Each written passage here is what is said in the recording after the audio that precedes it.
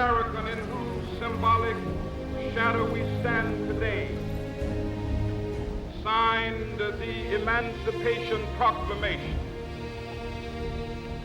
This momentous decree came as a great beacon light of hope to millions of Negro slaves who had been seared in the flames of withering injustice.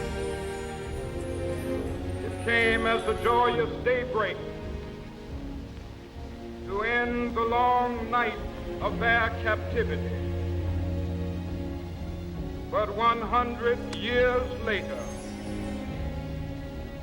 the Negro still is not free. 100 years later, the life of the Negro is still sadly crippled by the manacles of segregation and the chains of discrimination. 100 years later, the Negro lives on a lonely island of poverty in the midst of a vast ocean of material prosperity. 100 years later, the Negro is still languished in the corners of American society, finds himself in exile in his own land. So we've come here today to dramatize a shameful condition. In a sense, we've come to our nation's capital to cash a check.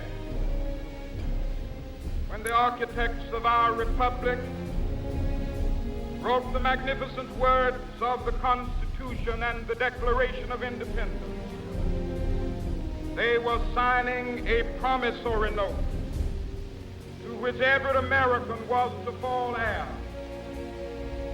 This note was a promise that all men, yes, black men as well as white men, would be guaranteed the unalienable rights of life, liberty, and the pursuit of happiness. It is obvious today that America has defaulted on this promissory note insofar as her citizens of color are concerned.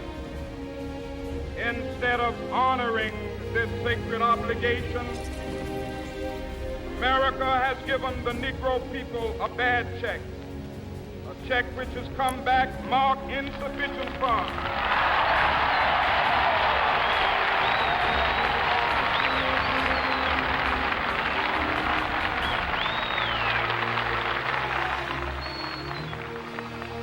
But we refuse to believe that the Bank of Justice is bankrupt. We refuse to believe that there are insufficient funds in the great vaults of opportunity of this nation.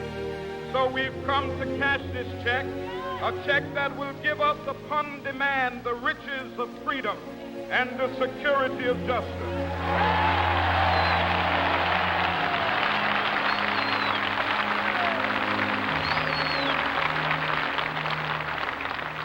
We have also come to this hallowed spot to remind America of the fierce urgency of now. This is no time to engage in the luxury of cooling off or to take the tranquilizing drug of gradualism.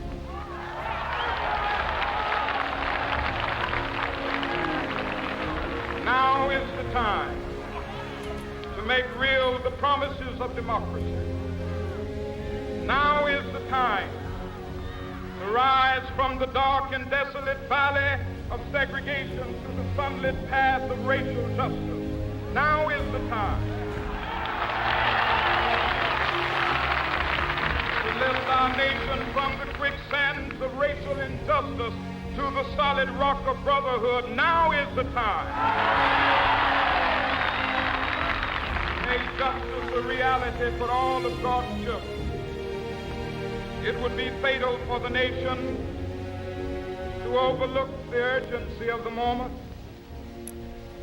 This sweltering summit of the Negro's legitimate discontent will not pass until that is an invigorating autumn of freedom and equality. 1963 is not an end, but a beginning. Those who hope that the Negro needed to blow off steam and will now be content will have a rude awakening if the nation returns to business as usual.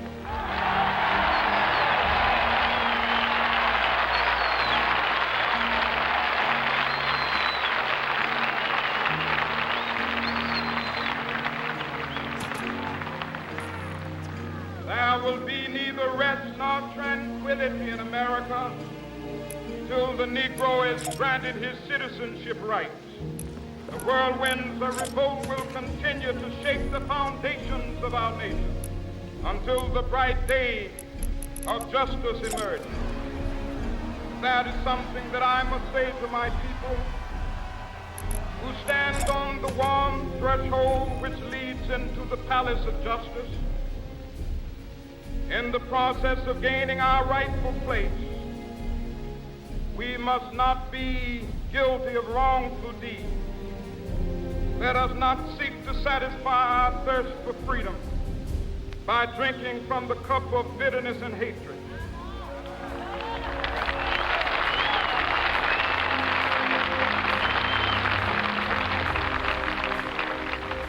We must forever conduct our struggle on the high plane of dignity and discipline. We must not allow our creative protests to degenerate into physical violence. Again and again, we must rise to the majestic heights of meeting physical force with soul force. The marvelous new militancy which has engulfed the Negro community must not lead us to a distrust of all white people. For many of our white brothers, as evidenced by their presence here today, have come to realize that their destiny is tied up with our destiny.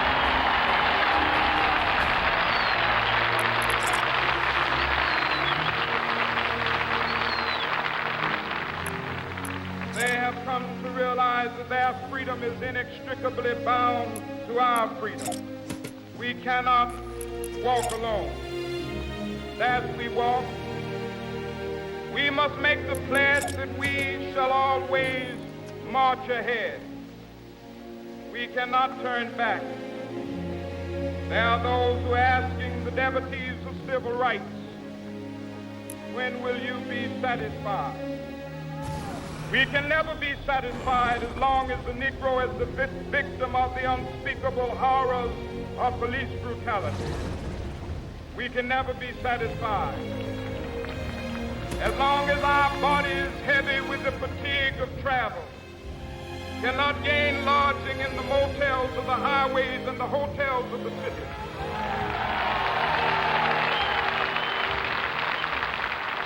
We cannot be satisfied as long as the Negro's basic mobility is from a smaller ghetto to a larger one.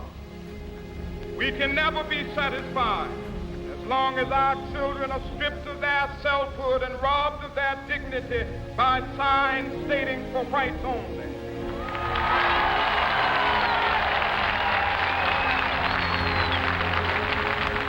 We cannot be satisfied as long as a Negro in Mississippi cannot vote and a Negro in New York believes he has nothing for which to vote.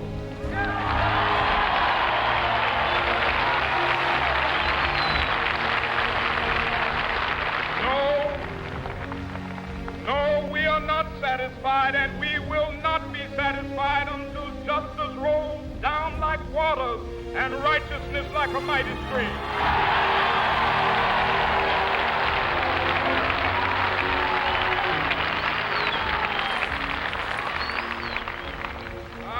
Unmindful that some of you have come here out of great trials and tribulations. Some of you have come fresh from narrow jail cells. Some of you have come from areas where your quest for freedom left you battered by the storms of persecution, staggered by the winds of police brutality. You have been the veterans of creative suffering.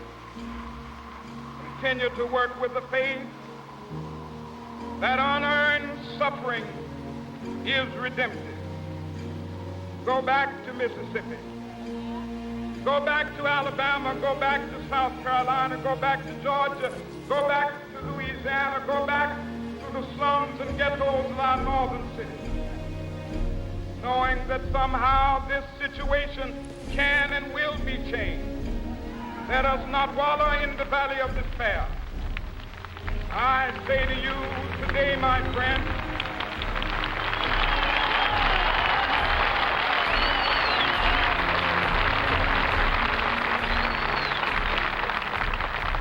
so even though we face the difficulties of today and tomorrow, I still have a dream. It is a dream deeply rooted in the American dream. I have a dream that one day this nation will rise up, live out the true meaning of its creed. We hold these truths to be self-evident, that all men are created equal.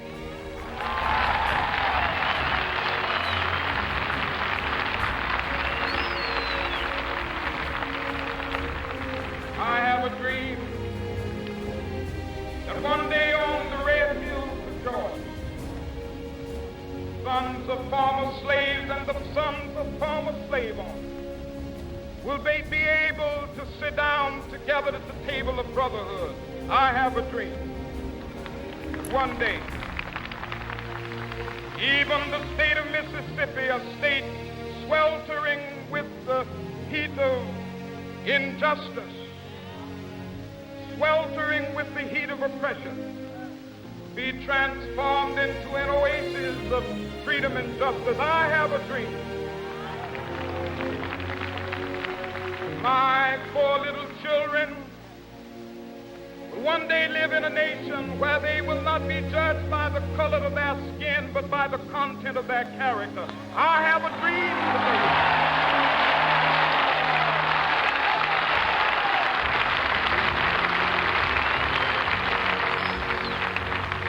I have a dream that one day down in Alabama, with its vicious racists, with its governor having his lips dripping with the words of interposition and nullification, one day right there in Alabama, little black boys and black girls will be able to join hands with little white boys and white girls as sisters and brothers. I have a dream today.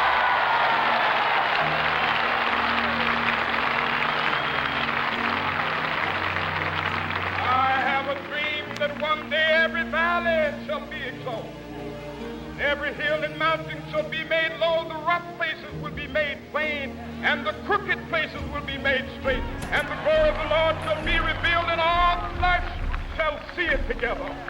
This is our hope. This is the faith that I go back to the South with.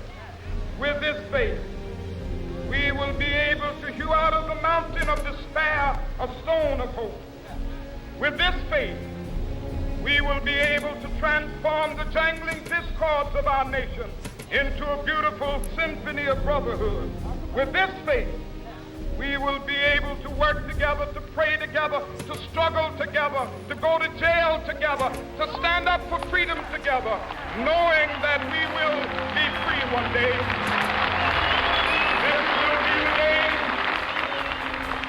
This will be the day when all of God's children be able to sing with new meaning, my country, tears of thee. Sweet land of liberty, of thee I sing. Land where my fathers died, land of the pilgrim's pride.